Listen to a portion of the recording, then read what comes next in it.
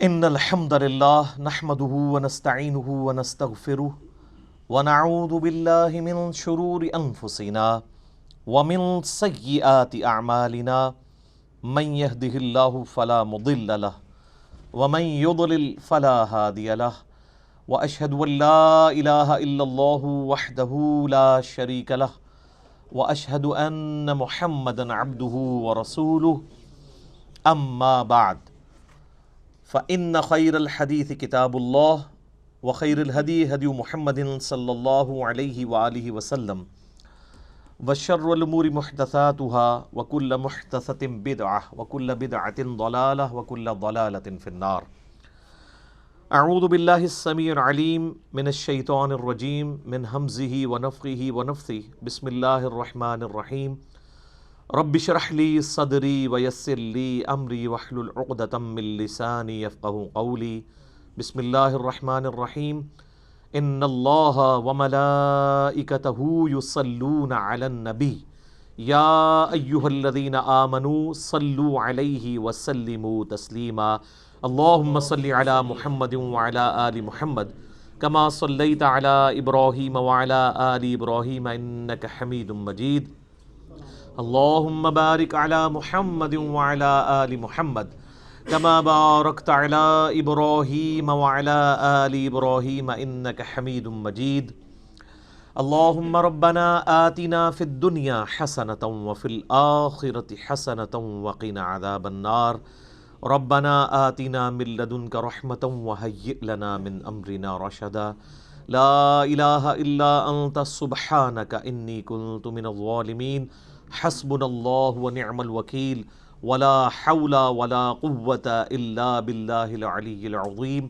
یا حی یا قیوم برحمتک استغیث اصلح لی شأنی کلہ ولا تکلنی الی نفسی طرفۃ عین. آمین. الحمدللہ آج 24 نومبر 2019 کو سنڈے کے دن بمطابق 26 ربیع الاول 1441 ہجری میں قرآن کلاس نمبر 5 کا انعقاد ہوگا انشاءاللہ. اور آج انشاءاللہ ہم قرآن حکیم کے تعارف کے حوالے سے جو 40 پوائنٹس شروع کیے تھے ان کے آخری 5 پوائنٹس کوشش کریں گے کور ہو جائیں. علمی پوائنٹ نمبر 36 وہ ہے میرے بھائیوں، قرآن حکیم 2 طرح کے علوم کو اتھینٹک مانتا ہے. نمبر 1 ریویلڈ نالج یعنی وحی کا علم، اور نمبر 2 ایکوائرڈ نالج یعنی سائنس کا علم. The knowledge obtained through observations and experiments is known as science. قرآن حکیم ان 2 علوم کے سوا کسی اور کو ایز اے علم ایکسیپٹ نہیں کرتا. یا تو وہی تصدیق کر دے کسی بات کے صحیح یا غلط ہونے کی، یا پھر اسٹیبلش سائنس، ہائپوتھیسز یا تھیوریز نہیں، اسٹیبلش سائنس. جس طریقے سے یہ چیز اسٹیبلش ہے کہ پیٹرول آگ کو بھڑکا دیتا ہے، قرآن حکیم میں کہیں نہیں لکھا ہوا، لیکن یہ ہماری آبزرویشن ہے اور بالکل یہ ایکسپیریمنٹ سے ہمیں بالکل فرملی یہ چیز پتہ ہے. تو یہ ڈیفینیٹ علم ہے، اور اسی کا ذکر اللہ تعالیٰ نے قرآن حکیم میں اس حوالے سے کیا. سورہ بنی اسرائیل میں جو 10 کمانڈمنٹس آئی ہیں ان میں سے 9th کمانڈ ہے وَلَا تَقْفُ مَا لَيْسَ لَكَ بِهِ عِلْمٌ إِنَّ السَّمْعَ وَالْبَصَرَ وَالْفُؤَادَ كُلُّ أُولَٰئِكَ كَانَ عَنْهُ مَسْئُولًا. اے انسان کسی چیز کی پیروی اس وقت تک مت کر جب تک کہ تیرے پاس اس حوالے سے کوئی ڈیفینیٹ علم نہ آ جائے. بے شک کان، آنکھیں اور عقل اس کے بارے میں تم سے پوچھا جائے گا کہ تم نے ان 3 انسٹرومنٹس کو استعمال کر کے حق بات تک پہنچنے کی کوشش کیوں نہیں کی. تو جو بھی علم کان، آنکھ یا عقل سے حاصل ہوتا ہے وہ ایکوائرڈ نالج ہے. اور یہ جو فزیکل فنامنا آف نیچر ہیں یہ اتنا محکم علم ہے کہ حضرت ابراہیم علیہ السلام نے نمرود کے مقابلے پر جس دلیل سے اسے خاموش کروایا وہ یہی دلیل تھی کہ میرا رب وہ ہے جو مشرق سے سورج نکالتا ہے، اگر تو رب ہے تو مغرب سے نکال کے بتا. یہ ایک فزیکل فنامنا آف نیچر، ایک ڈیفینیٹ قانون قدرت کو انہوں نے بنیاد بنایا تھا خدا کے ایک ہونے کی، اللہ کے ایک ہونے کی۔ تو یہ محکم علم ہے۔ ان دو علوم کے سوا کوئی بھی علم ہوگا، یعنی کوئی بھی انفارمیشن ہمیں ملے گی جو ان دو علوم کے اندر فال نہیں کرتی ہوگی، وہ ایکسیپٹیبل نہیں ہوگی۔ مثلا اگر کوئی شخص کہے کہ زلزلہ اس لیے آتا ہے کہ ایک گائے ہے، اس نے ایک سینگ کے اوپر زمین کو اٹھا رکھا ہے، جب وہ تھک جاتی ہے تو دوسرے سینگ پہ اٹھا لیتی ہے، اس کی وجہ سے زلزلہ آتا ہے، تو یہ اس کی تصدیق نہ قرآن کرتا ہے، نہ ایکوائرڈ نالج یعنی سائنس کا علم کرتا ہے، نہ ریویلڈ نالج نہ ایکوائرڈ نالج، بلکہ سائنس ہمیں بتاتی ہے کہ ٹیکٹونک پلیٹس کی ڈسٹربنس کی وجہ سے یہ زلزلے آتے ہیں۔ بہرحال وہ پلیٹس ڈسٹرب کون کرتا ہے، تو اس پہ تو سائنس اس طرح کی تمام ایشوز پہ کہتی ہے it is physical phenomena of nature, یہ قانون قدرت ہے، ایسا ہی ہوا کرتا ہے۔ ایسا ہی کیوں ہوا کرتا ہے، اسی میں قیامت مضمر ہے۔ God is the only explanation of all the physical phenomena in this universe۔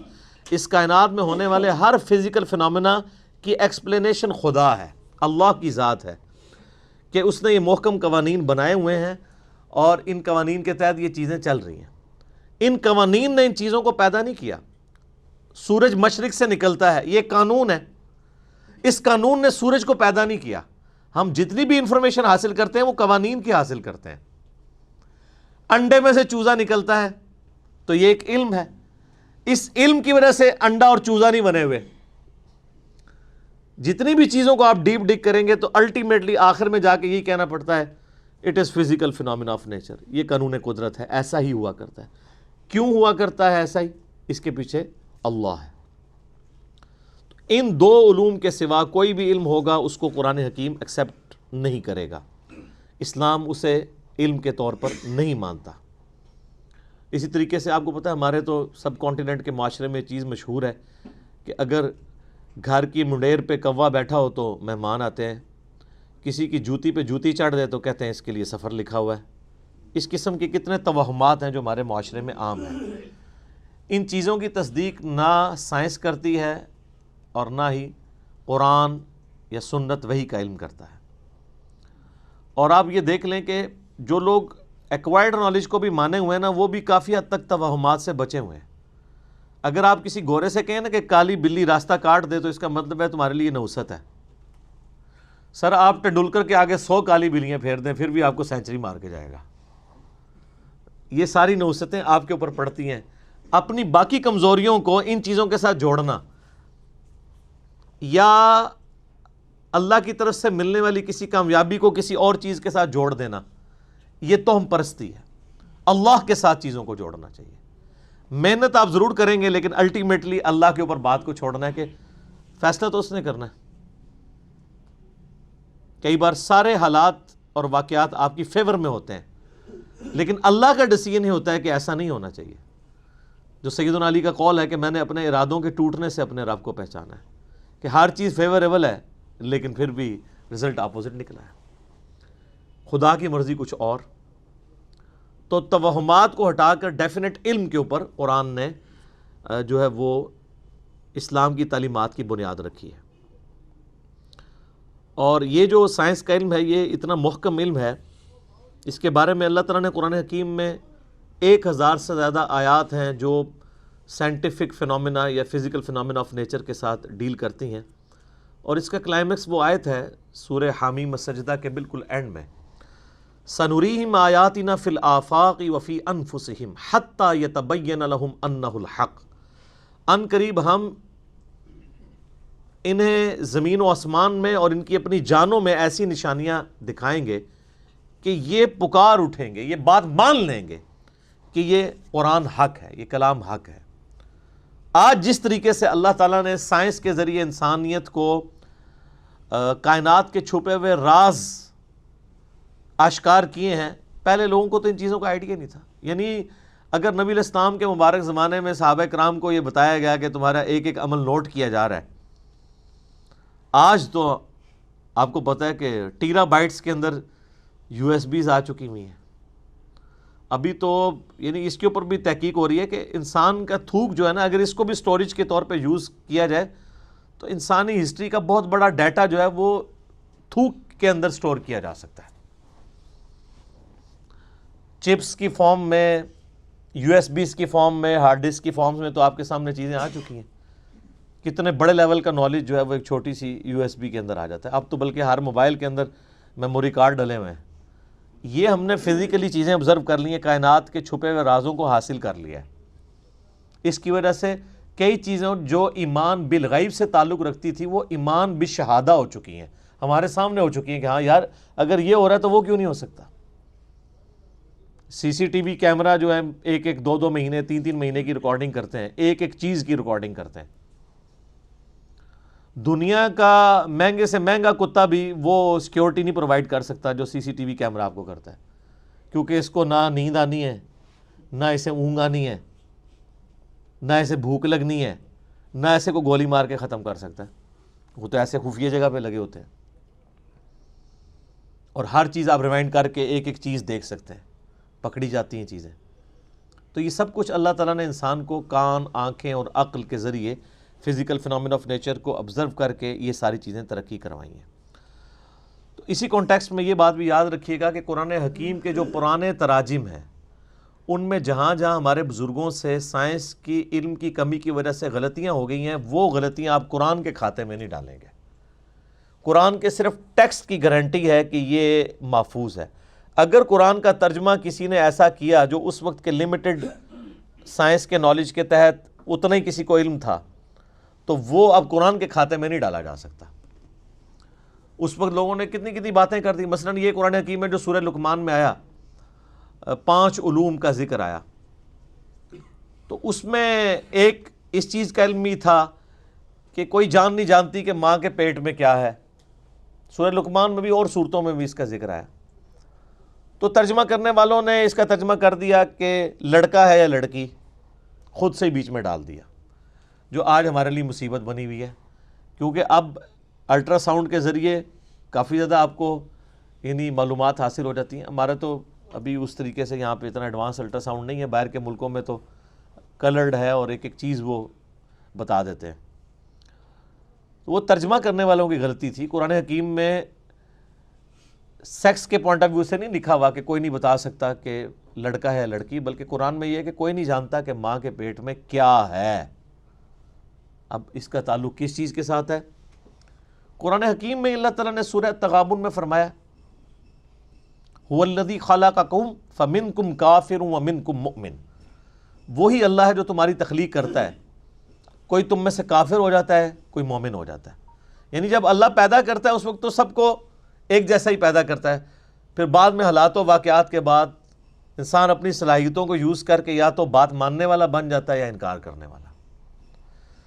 تو مجھے بتائیں دنیا کا کوئی الٹرا ساؤنڈ یہ بتا سکتا ہے کہ یہ جو بچہ پیدا ہوگا یہ بعد میں کافر ہوگا یا مومن؟ نہیں بتا سکتا. تو قرآن کے کہنے کا مقصد یہ تھا. اسی طریقے سے یہ تو ایک رخ تھا. دوسرا رخ وہ سورہ لقمان میں جو بارش کے حوالے سے آیا، اور وہ بھی لوگوں نے اب غلط سمجھ لیا اس حوالے سے کہ وہ کہتے ہیں جی وہ تو سائنٹسٹ تو ہمیں پہلے ہی بتا دیتے ہیں بارش کب ہوگی. سر سائنٹسٹ کبھی بھی نہیں بتا سکتے، جب ہونے والی ہوتی ہے اس وقت بتا سکتے ہیں. آج کوئی سائنٹسٹ یہ بتا سکتا ہے کہ آج ہے 24 نومبر 2019، تو 24 نومبر 2020 کو بارش ہوگی یا نہیں؟ کیوں جی؟ کوئی نہیں بتا سکتا. البتہ یہ ضرور ہے کہ اگر ہواؤں کا سلسلہ، بارش کا سلسلہ شمال سے چل پڑا ہے اور وہ 3 یا 4 دن کے بعد ہمارے ملک میں داخل ہونا ہے، جیسا کہ مونسون کا موسم آتا ہے، تو اس میں تو کوئی پریڈکٹ کر سکتا ہے کہ ہاں جی اس رفتار سے ہوائیں چل رہی ہیں، الٹیمیٹلی پہنچ جائیں گی. تو اس میں تو کوئی علم غیب والی بات ہی نہیں. یہ تو فزیکل نالج ہے.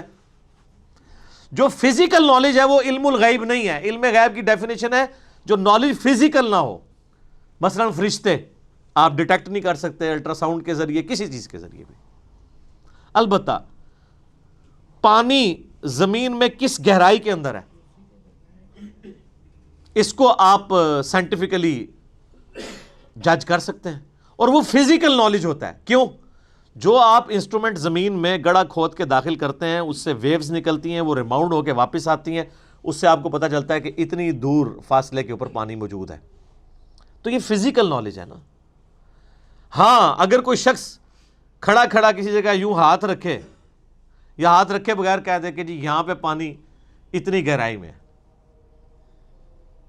تو یہ علم الغیب سے تعلق رکھے گا. تو یہ ایسا تو کوئی بھی نہیں کرتا. ویسے تو آپ میدانی علاقوں میں کہیں بھی انگلی رکھ کے کہہ دیں کہ جناب 20 فٹ پہ پانی ہے تو واٹر ٹیبل 20 فٹ پہ ہے نا. اسلام آباد یا کوئٹہ میں کوئی 20 فٹ کے اوپر پانی نکال کے بتائے تو پھر مانیں گے اس کے پاس کوئی کشف یا کوئی علم الغیب والا معاملہ ہے, جہاں پہ پانی جو ہے وہ اس کا واٹر ٹیبل نیچے ہی جاتا جا رہا ہے. تو یہ سارے فزیکل نالج ہے. فزیکل نالج جو ہے نا وہ علم الغیب نہیں ہوتا, کیونکہ وہ انسٹرومنٹس کے ذریعے حاصل ہوتا ہے, اور انسٹرومنٹ بھی فزیکل فینومینا آف نیچر کے اوپر کام کرتی ہیں. وہ صلاحیتیں بڑی ہوتی ہیں, بلکہ کئی جانوروں میں ایسی صلاحیتیں ہیں جو انسانوں میں موجود نہیں ہیں, ہے وہ فزیکل ہے. ہاتھی 40 کلومیٹر دور تک کمیونیکیشن کرتا ہے پاؤں مار کے زمین پہ, جو ویوز پروڈیوس کرتا ہے. 40 کلومیٹر دور اس جھنڈ سے الگ ہونے والے ہاتھی موجود ہونا تو ویوز کے ذریعے جان لیتے ہیں. یہ عقاب 2-3 میل اوپر سے اپنے شکار کو لوکیٹ کر لیتا ہے, اتنی تیز اس کی آنکھیں. کتے کی سونگھنے کی صلاحیت انسان سے بہت زیادہ ہے. وہ ایسی چیزیں بھی سونگھ سکتا ہے جو انسان نہیں سونگھ سکتا. اس لیے آپ کو پتا ہے نا, یہ جب ہیروئن کی اسمگلنگ کے لیے یا اس طرح کی وہ معاملات کو پکڑنے کے لیے ایئرپورٹس وغیرہ کے اوپر کتے, ٹرینڈ کتے, ایک وہ ٹرینڈ کتے ہیں جو چوری پکڑنے والے ہیں, وہ 2 نمبر ٹرینڈ کتے ہیں, وہ لوگوں میں لڑائیاں کروانے کے لیے. جو اوریجنل ٹرینڈ کتے ہیں نا وہ واقعی چیزوں کو پکڑ لیتے ہیں, کئی مشینیں نہیں پکڑ سکتی جو وہ پکڑ لیتے ہیں. تو یہ فزیکل نالج سے تعلق رکھتی ہیں, یہ علم الغیب سے چیزیں تعلق نہیں رکھتی. لہٰذا ہمارے پرانے بزرگوں نے اگر کہیں کوئی ترجمے کیے, کہیں تفسیریں غلط کر دی ہیں تو وہ قرآن کے کھاتے میں نہیں ڈلیں گی. قرآن کا کوئی قصور نہیں ہے, وہ ترجمہ کرنے والوں کا قصور ہے, اور آپ لوگوں کا قصور ہے کہ آپ نے ان کو اتنا بڑا بزرگ مان لیا. میرا خیال ہے ان چیزوں سے یہ چیز کھل کے سامنے آ گئی کہ جن کو اتنے بڑی غلطیاں لگی ہیں قرآن کی تفسیر میں, تو اس کا مطلب ہے ان کے پاس علم الغیب کوئی نہیں تھا. ورنہ اگر علم الغیب ہوتا, ان کے پاس نالج آف ان سین ہوتا, تو ان کو یہ غلطیاں تو نہ لگتی. آپ پرانے بزرگوں کے بارے میں سنتے ہیں جی, وہ جناب جب مسلح اٹھاتے تھے تو 7 زمینیں نیچے دیکھ لیتے تھے, نگاہ اٹھاتے تھے اوپر تک چلے جاتے تھے, لیکن تیل پھر بھی سر ایڈون نہیں دریافت کیا. سر کسی بزرگ سے تیل دریافت نہیں ہوا. تیل تو 7 زمینوں کے نیچے ہے ہی نہیں تھا. تیل کا کنواں تو 2-3 کلومیٹر نیچے تھا, اور جہاں پہ نکلا وہ اللہ تعالیٰ نے قدرتی طور پہ نکلوایا, وہاں پہ اوپر تھا اس کا یعنی لیول.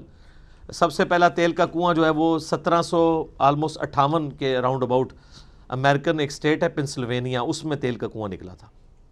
عرب اسٹیٹس میں تو 20ویں صدی میں آ کے نکلا ہے.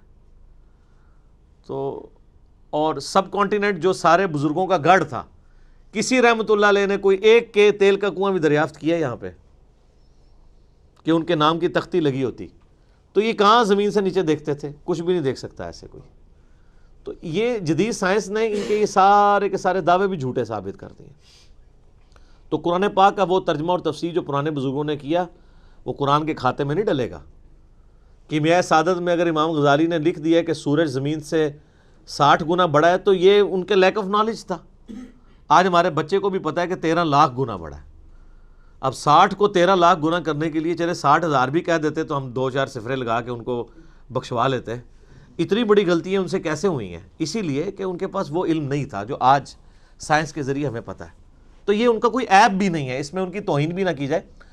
توہین آٹومیٹکلی اس لیے ہو جاتی ہے کہ آپ نے ان کے بارے میں کلیم کیا ہوا نا, وہ کلیم چونکہ اب جھوٹا نکلا ہے تو توہین تو آٹومیٹکلی ہوگی, کیونکہ آپ تو کہتے ہیں وہ تو جناب ہر چیز جان لیتے ہیں. ہم نے تو اس سے بڑی بات کی ہے کہ ہم اپنی میکینیکل انجینئرنگ کا ایک فارمولہ لکھ کے دیتے ہیں, زمین و آسمان کے سارے بزرگ مل کے جنہوں نے انجینئرنگ نہیں پڑھی ہوئی اس کو پڑھ کے بتاتے ہیں. سمجھنا تو بڑی دور کی بات ہے. یہ میں اس لیے کہہ رہا ہوں کہ میکینیکل انجینئرنگ خدا کو تو آتی ہے نا, خدا تو کسی بزرگ کو سکھا سکتا ہے نا, تو سکھائے. ایسا نہیں ہوگا. ہاں یہ کلیم اگر پیغمبر کے بارے میں کیا جائے اس کے ساتھ ہو جائے گا, وہ بھی اگر اللہ چاہے گا تو. جیسا کہ حضرت صالح علیہ السلام سے ڈیمانڈ کی گئی کہ پہاڑ میں سے اونٹنی نکلے, تو اب یہ فزیکل فینومینا آف نیچر کے خلاف ہے, اللہ نے نکال کے بتائی. پیغمبر کو منوانے کے لیے اللہ تعالیٰ نے معجزہ کروا دیا. بزرگوں والا معاملہ نہیں ہوتا کہ وہ کچھ کر کے دکھا سکتے ہیں، کچھ بھی کوئی نہیں کر سکتا۔ اسی لیے میں آپ کو کہتا ہوں کہ آپ لوگ بیمار ہوتے ہیں تو آپ کو مزاروں پہ لے کے جاتے ہیں، اور مزاروں والے جب بزرگ بیمار ہوتے ہیں ان کو آغا خان اور شفا انٹرنیشنل لے کے جاتے ہیں۔ میں نے آج تک نہیں کوئی دیکھا کہ کوئی بڑا پیر بزرگ بیمار ہوا ہو اور وہ پاکستان کے مہنگے ترین ہاسپٹل میں علاج نہ کروا رہا ہو۔ تو یہ کس کو دھوکہ دے رہے ہیں؟ ان کو بھی اٹھا کے مزاروں پہ لے جایا کریں نا۔ کتنے بڑے بڑے، اب میں نام نہیں لیتا، بالکل پرسنل بات ہو جائے گی، ان کے یقین کریں ان کے پیشاب بند ہوئے ہیں تو ان کو آغا خان سے انہوں نے کروایا، اور پوری دنیا کو تعویذ لکھ کے دے رہے ہیں وہ لوگ۔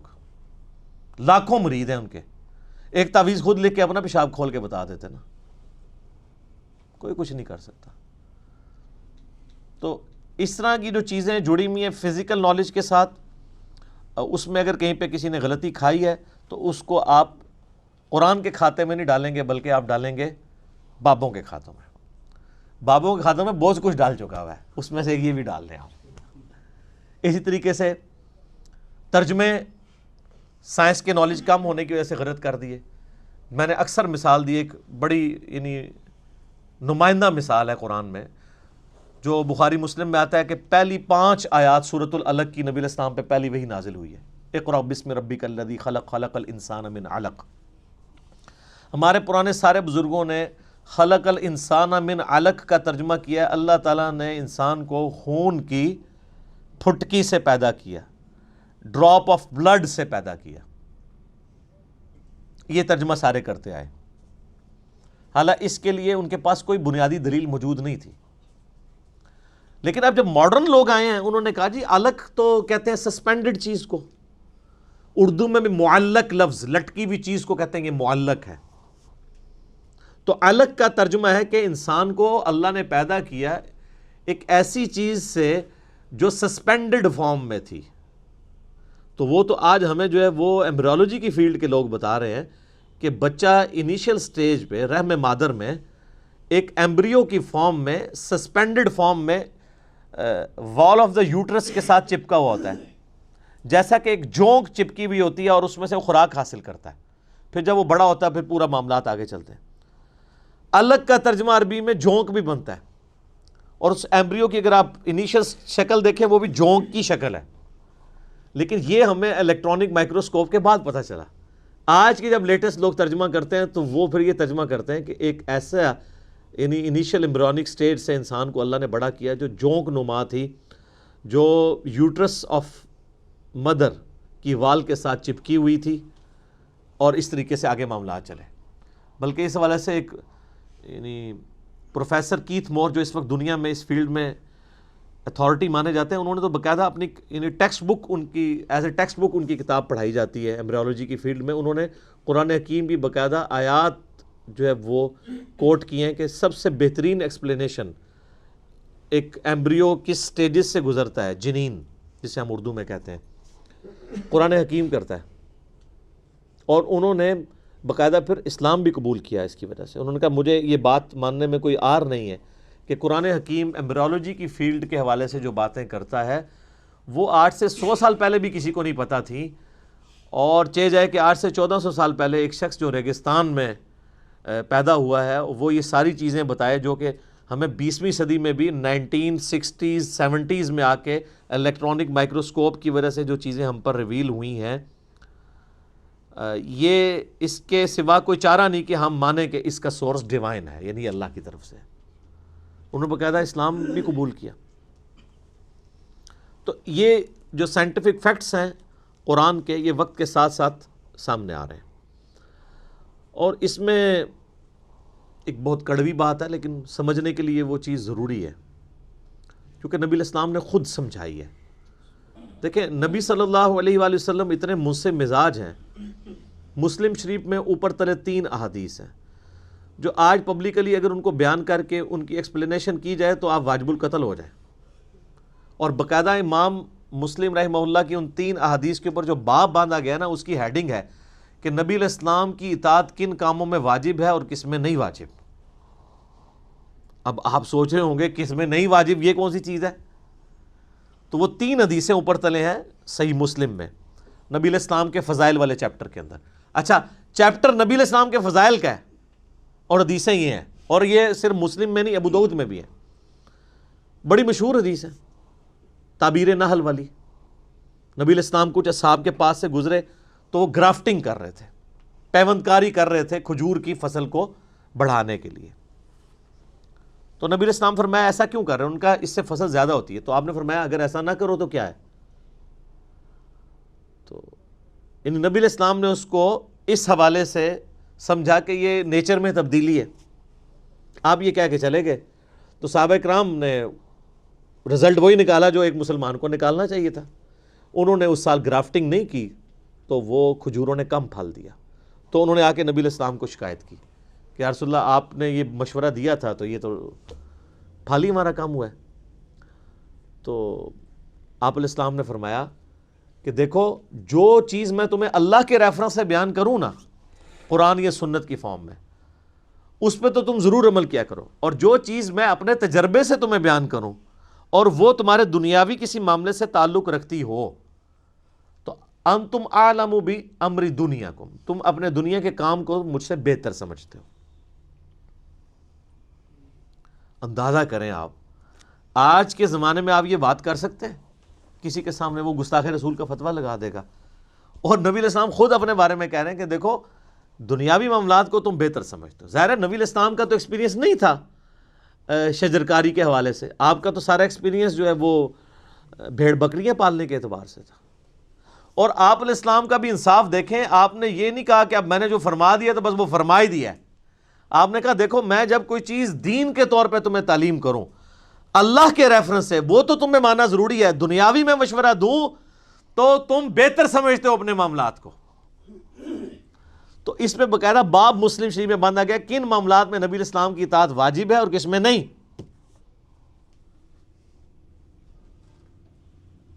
یار یہ محمد رسول اللہ کا ہی حوصلہ ہے صلی اللہ علیہ وآلہ وسلم، جو اس لیول پہ اتر کے بات کر رہے ہیں۔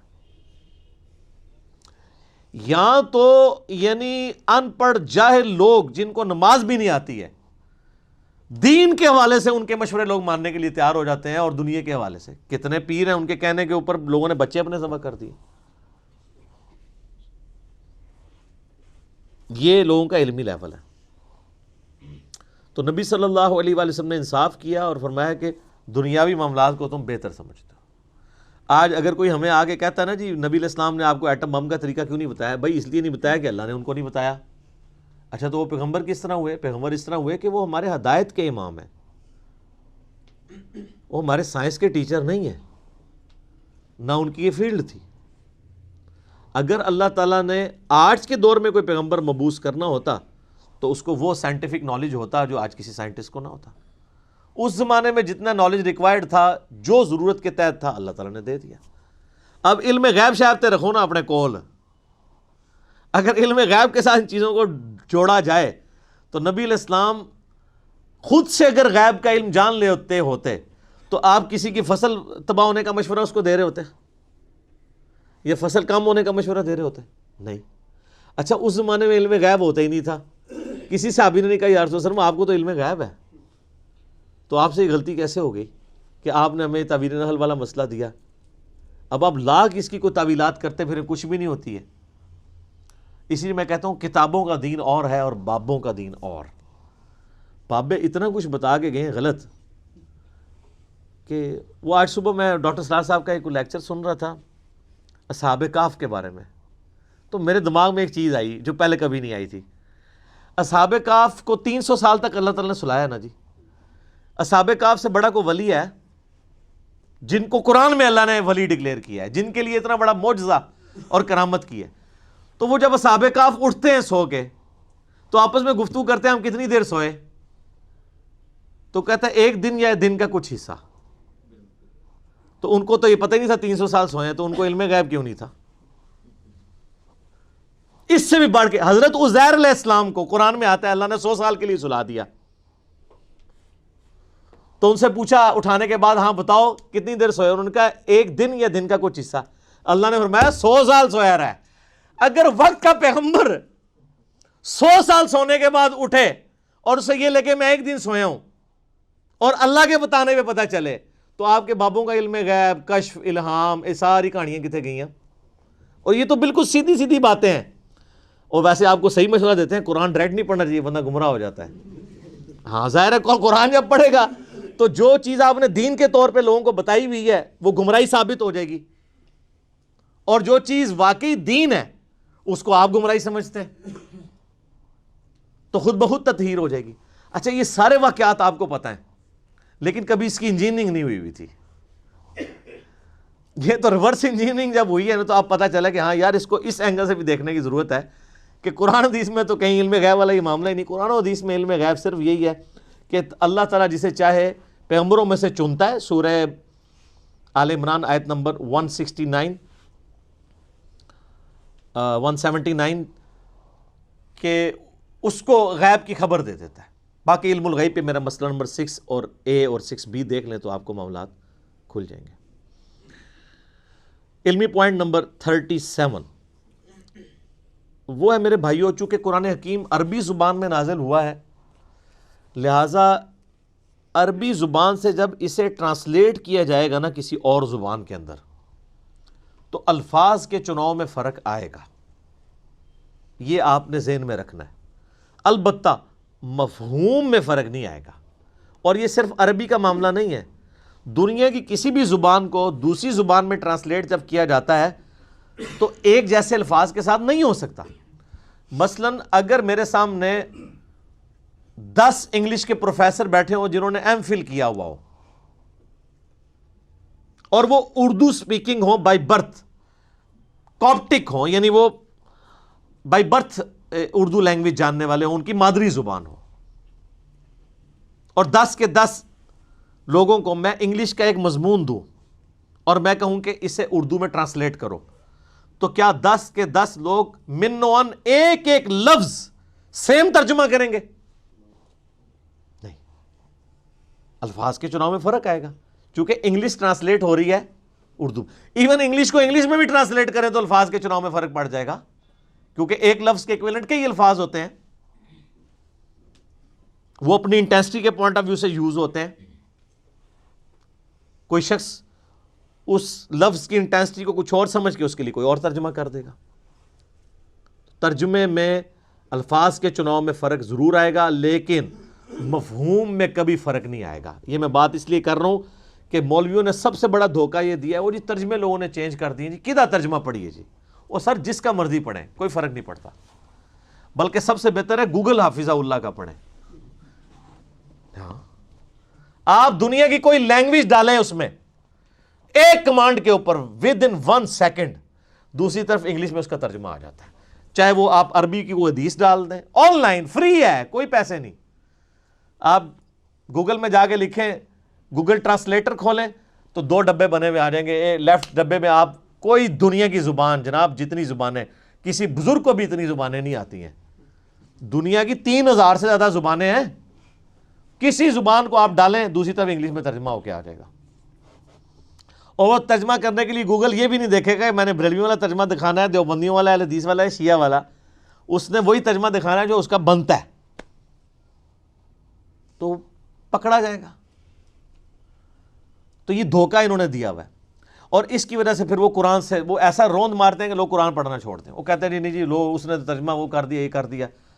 اور زیادہ تر یہ ہنگامہ کھڑا کیا ہے بریلوی مکتبہ فکر اور شیعہ مکتبہ فکر کے لوگوں نے. پھر ٹوٹکے بنائے ہوئے ہیں جی، وہ دیکھیں جی بسم اللہ کا ترجمہ کیا ہے جی. اچھا اب امام احمد بریلوی صاحب نے بسم اللہ کا ترجمہ کیا ہوا ہے اللہ کے نام سے شروع. اب اشری تھانوی صاحب نے ترجمہ کیا ہوا ہے شروع کرتا ہوں اللہ کے نام سے. وہ کہتے ہیں ترجمہ غلط ہے کیونکہ اشری تھانوی صاحب شروع سے شروع کر رہے ہیں اور اعلیٰ حضرت نے اللہ سے شروع کیا ہے.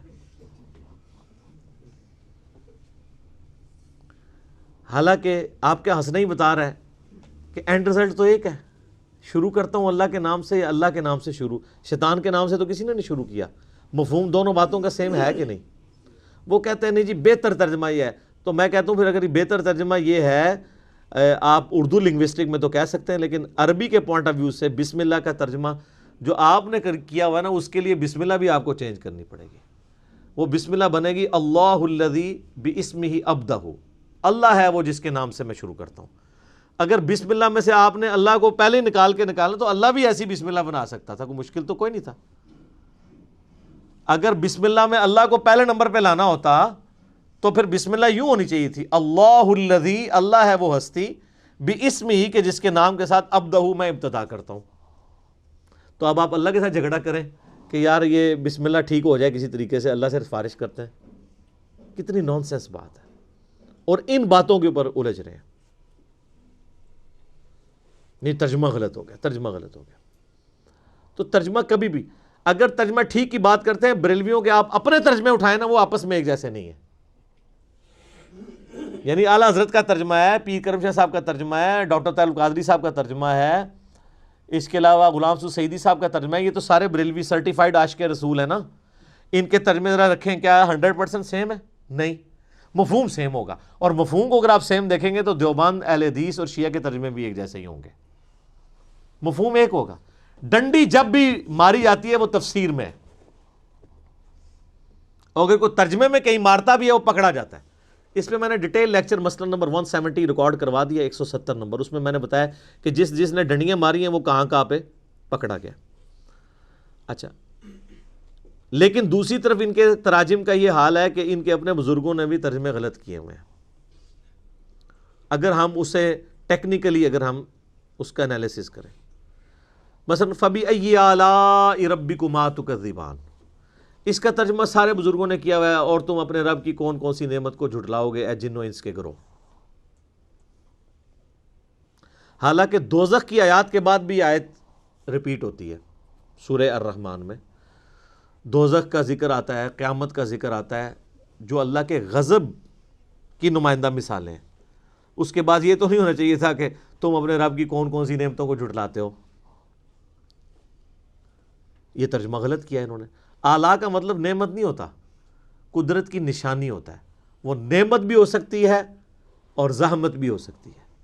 جنت بھی اللہ کی قدرت کی نشانی ہے اور جہنم بھی اللہ کی قدرت کی نشانی ہے۔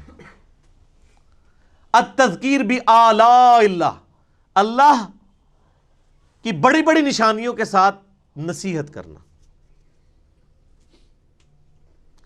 مولانا مودودی رحمہ اللہ نے جتنی دفعہ، یہ 31 دفعہ 31 ٹائمز یہ آیت ریپیٹ ہوتی ہے سورہ الرحمن میں، جتنی دفعہ یہ آیت آئی ہے نا، انہوں نے کانٹیکسٹ کے اعتبار سے اس کا ترجمہ کیا ہے۔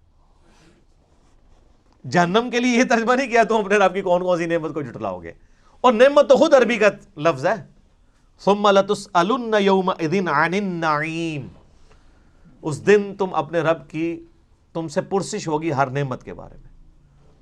اعلیٰ کا مطلب نعمت نہیں ہے، ہر قدرت کی بڑی نشانی اعلیٰ اللہ ہے، چاہے وہ جنت ہو چاہے جہنم ہو، چاہے سورج ہو، چاند ہو، زمین ہو، ستارے ہوں، فرشتے ہوں، جنات ہوں، انسان ہوں، یہ سب اللہ کی قدرت کی نشانی ہے۔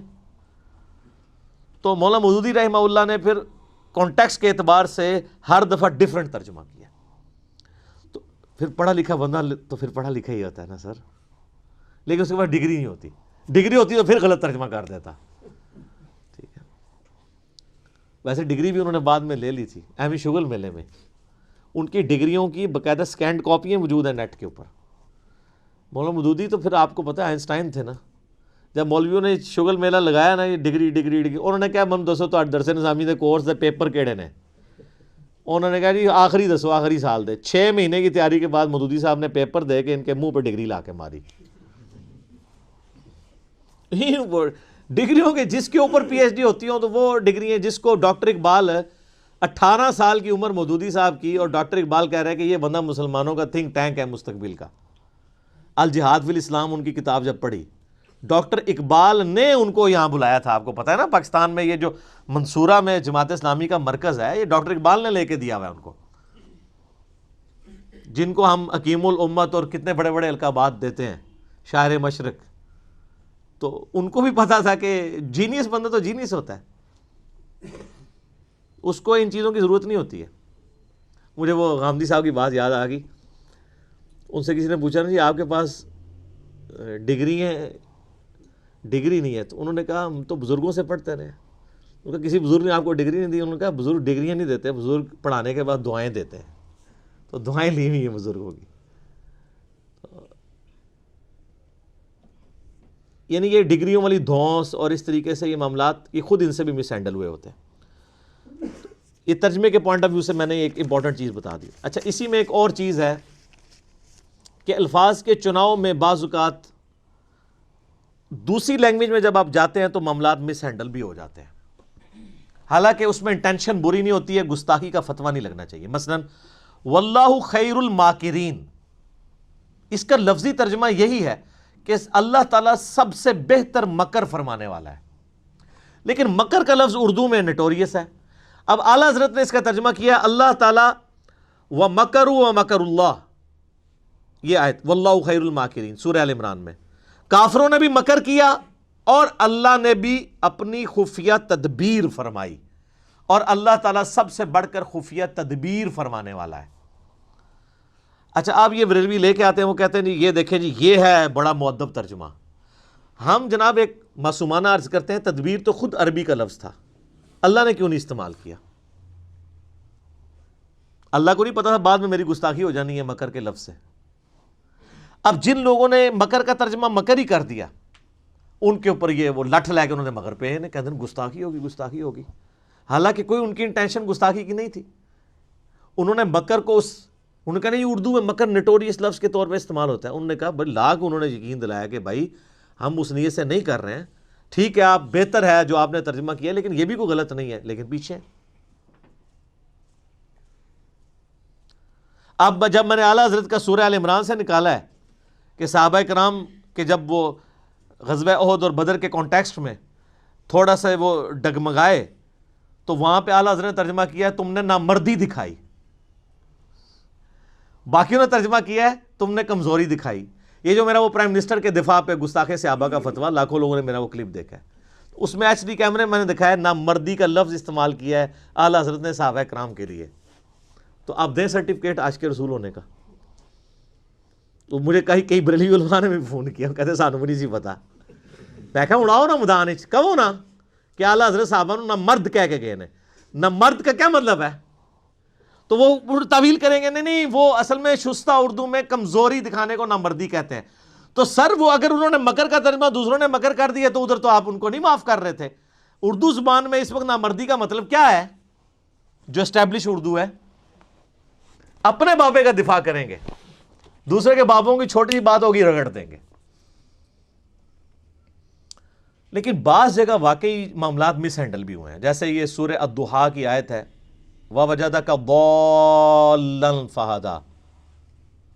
اب اس کا کئی لوگوں نے ترجمہ غلط بھی کر دیا. مولانا مودودی نے صحیح کیا ہے ترجمہ، امین حسن اصلاحی صاحب نے بھی صحیح کیا ہے، ڈاکٹر اسرار نے بھی صحیح کیا ہے، لیکن اشری تھانوی صاحب باقی لوگوں سے مس ہینڈل ہوا کہ نبی ہم نے تمہیں گمراہ پایا تو ہدایت دی. اب وہ اس کی تعویل کرتے ہیں گمراہی سے مراد ہم وہ گمراہی نہیں لے رہے بلکہ جو بندہ راستے کی تلاش میں ہو. لیکن اب وہ چونکہ الفاظ کا چناؤ ہو گیا غلط، اب یہ پیچھے پڑے ہوئے ہوں. اعلیٰ حضرت نے ترجمہ کیا کیا؟ اے نبی ہم نے تمہیں اپنی محبت میں خود رفتہ پایا تو منزل مقصود تک پہنچا دیا. اب یہی بات وہ بھی کہنا چاہ رہے تھے، یہاں پہ انہوں نے الفاظ کا چناؤ ایسا کیا کہ یہ اس ایک ترجمے کو لے کے وہ پھر لکیر پیٹتے رہتے ہیں، کہتے ہیں دیکھیں نہیں جو نبی کو گمراہ مان رہا ہے آپ نے اس کا ترجمہ پڑھنا ہے. تو اب اس طرح کی مس ہینڈلنگ واقعی ہوئی ہے کہ یہ جب عربی کو آپ اردو میں ٹرانسلیٹ کرتے ہیں تو آپ نے اس کانٹیکسٹ میں دیکھنا ہے. یہ ضال کا معنی صرف گمراہی نہیں ہوتا. جو شخص کسی کی تلاش میں سرگرداں پھرے نا اسے بھی ضال کہتے ہیں، کسی کی محبت میں ڈوب کے. جیسا کہ حضرت یوسف علیہ السلام کے لیے قرآن میں آیا کہ ان کے والد کے بارے میں ان کے بھائی کہتے ہیں اِنَّ أَبَانَا لَفِي ضَلَالٍ مُبِينٍ، ہمارے ابا تو یوسف کی محبت میں ڈوب چکے ہیں. اب ضال ترجمہ تو وہاں پہ بھی گمراہ ہو سکتا تھا، لیکن ایک بیٹا جو خود مسلمان ہے اس کا باپ پیغمبر ہے، اس نے اپنے باپ کو گمراہ تو نہیں کہنا. اِنَّ أَبَانَا لَفِي ضَلَالٍ مُبِينٍ، ہمارے ابا تو یوسف کی محبت میں ڈوب چکے ہیں. اب یہاں پہ لفظ وہی ضال ہے، غیر المغضوب علیہم ولا الضالین، وہاں پہ گمراہی ترجمہ ہے لیکن یہاں محبت. اسی طریقے سے نبی علیہ السلام کے لیے جب آئے گا نا وَوَجَدَكَ ضَالًّا فَہَدَىٰ، اے نبی ہم نے آپ کو خود رفتہ پایا اپنی محبت میں، آپ کو ہدایت کی منزل مقصود تک پہنچا دیا. کیونکہ ڈیٹم لیول کی ہدایت تو تھی. سورہ یونس میں آیت نمبر 15 اور 16 میں آتا ہے کہ نبی علیہ السلام کی اعلان نبوت سے پہلے کی زندگی کو بھی اللہ تعالیٰ نے نبوت کی دلیل کے طور پہ پیش کیا ہے۔ بنیادی توحید تو آپ کو ہمیشہ سے تھی، نبی تو پیدائشی پیغمبر ہوتا ہے، ہاں مبعوث بعد میں ہوتا ہے۔ پھر قرآن میں وہ جو آیا ما ضل صاحبکم وما غوا، تمہارے نبی نہ کبھی بہک کے ہیں نہ کبھی بہرا چلے ہیں، تو وہاں تو خود اللہ تعالیٰ ہمارے نبی کبھی بھی بہک کے نہیں ہے۔ تو ووجدک ضالا فہدی کا ترجمہ وہی بنتا تھا جو اعلیٰ حضرت نے کیا ہے، یا مولانا مودودی نے کیا ہے، یا ڈاکٹر اسرار صاحب نے کیا ہے۔ تو اس طرح کے مس ہینڈلنگ کی وجہ سے پھر الٹیمیٹلی نقصان ہوا۔ لیکن اب کئی چیزیں ایسی ہیں جس میں مصیبت کھڑی ہوگی، مثلا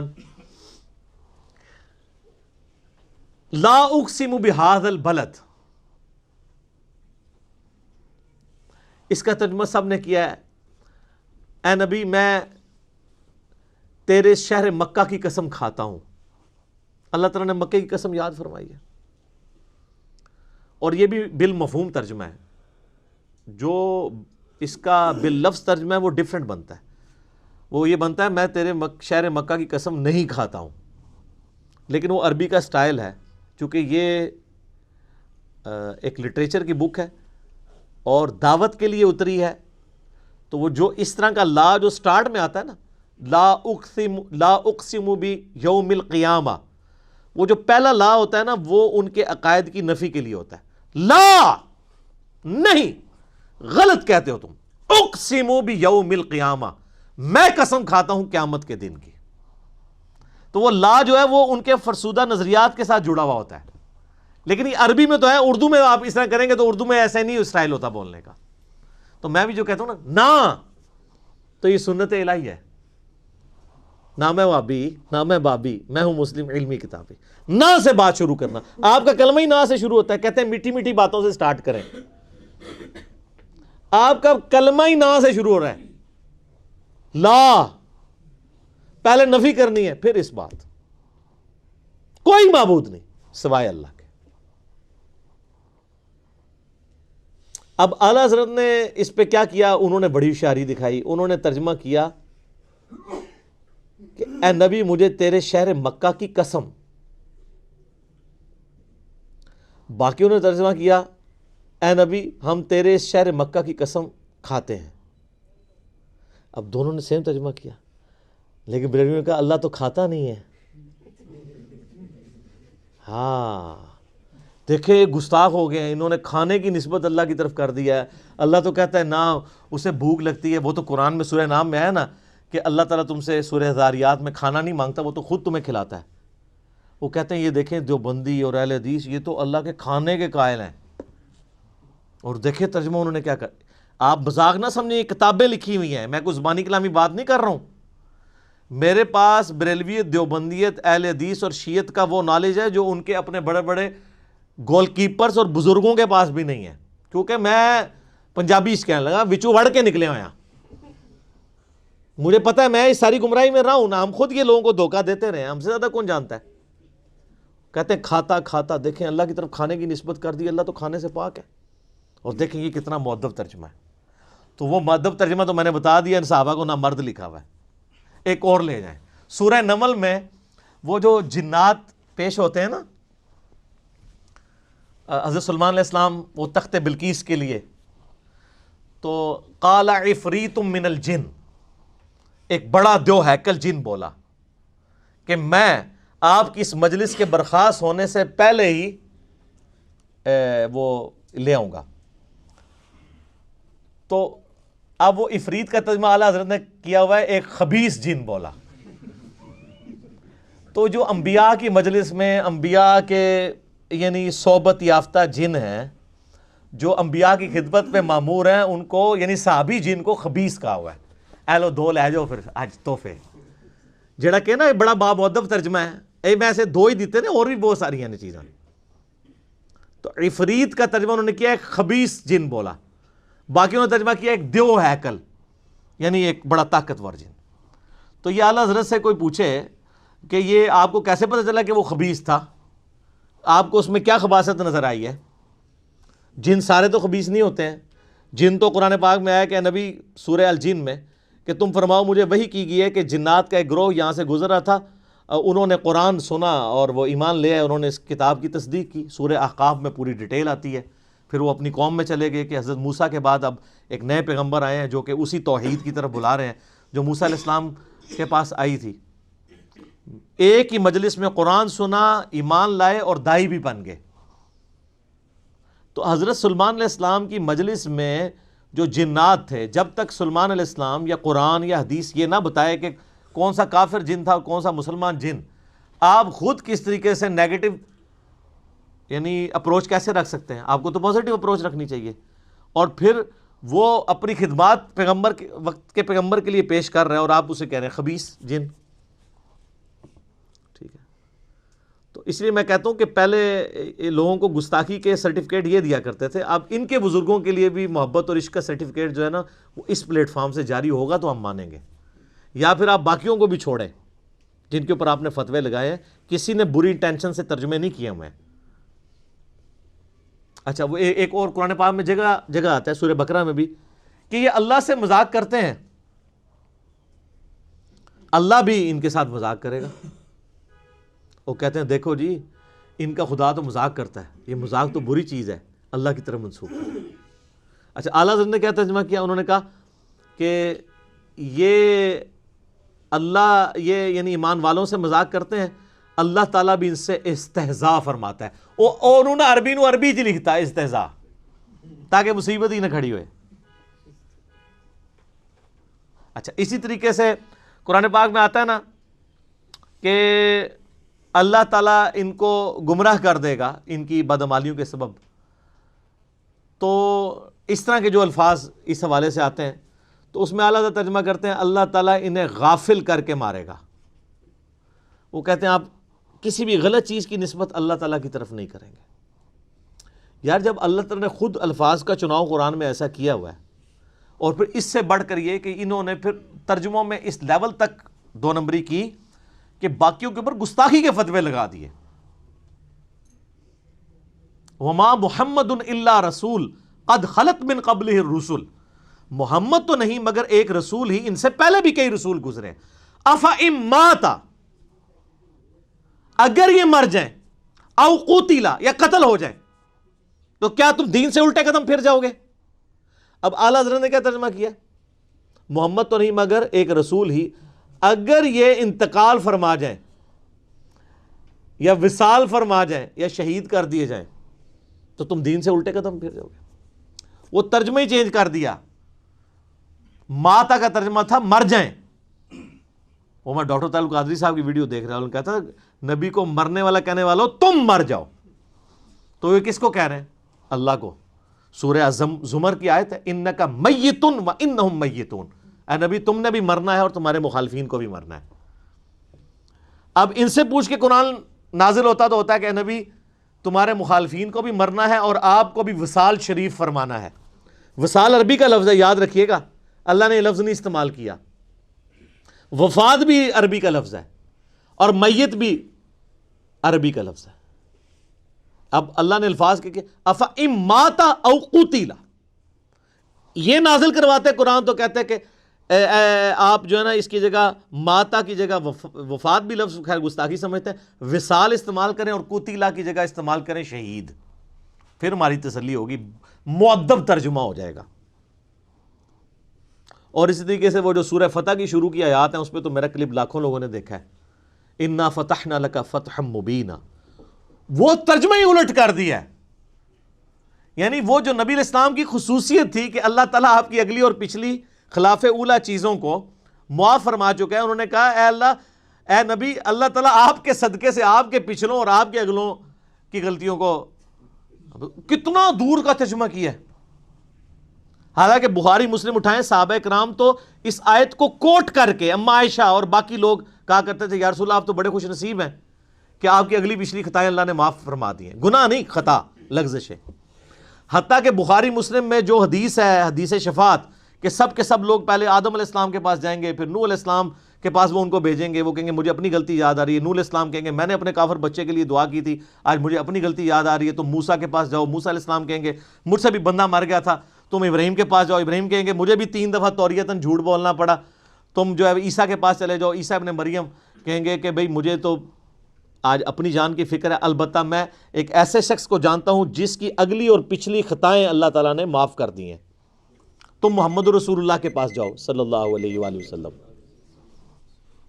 عیسیٰ علیہ السلام قیامت والے دن حضور کے ہاتھوں پہ صلی اللہ علیہ وآلہ وسلم شفاعت کا دروازہ کھولنے کے لیے بنیاد کس کو بنا رہے ہیں؟ کہ جس کی اگلی پچھلی خطائیں معاف ہو چکی ہیں۔ کون سی اگلی پچھلی؟ جو باقی انبیاء کو جس سے ڈر لگا ہوا ہے۔ یہ آیت کو معمولی نہ سمجھیں، حضور کی شان میں بڑی آیات میں سے ہے۔ انبیاء تو قیامت والے دن فکر کر رہے ہوں گے کہ ہم نے جو دنیا میں غلطی ہوئی ہمارا کیا بنے گا۔ اچھا یہ بزرگ کہہ رہے ہوں گے کہ ہم تو جنت میں نہیں جائیں گے جب تک ساروں کو لے نہ جائیں، تو اس کا مطلب ہے کہ آپ کے بزرگوں کا مرتبہ انبیاء سے زیادہ ہوا۔ پھر ظاہر ہے انبیاء تو کہہ رہے ہیں نفسی نفسی، اور عبد القادر جیلانی کہہ رہے ہیں مریدی مریدی۔ کہانی سب کہانی، کوئی کھنگن بھی نہیں دے گا اتھے پائی، سب کچھ جھوٹ ہے۔ لیکن مرنے کے بعد جب آنکھ کھولے گی تو پھر دیر ہو چکی ہوگی۔ دیکھ لیں جی، آج صرف 2 پوائنٹ ہی کور ہوئے ہیں، 36 اور 37۔ اگلا لیکچر بھی انٹروڈکشن میں جائے گا، لیکن اس کے بغیر حق نہیں ادا ہوتا۔ ٹھیک ہو گیا؟ اللہ تعالیٰ سے دعا ہے جو حق بات میں نے کہی اللہ تعالیٰ ہمارے دلوں میں راسخ فرمائے۔ اگر جذبات میں میرے منہ سے کوئی غلط بات نکل گئی، اللہ تعالیٰ ہمارے دلوں سے معاف کر دے۔ اللہم صلی علی محمد وعلی آل محمد کما صلیت علی ابراہیم وعلی آل ابراہیم انک حمید مجید۔ اللہم بارک علی محمد وعلی آل محمد کما بارکت علی ابراہیم وعلی آل ابراہیم انک حمید مجید۔ سبحانک اللہم وبحمدک اشہد ان لا الہ الا انت استغفرک واتوب الیک وما علینا الا البلاغ المبین۔ جزاکم اللہ خیرا۔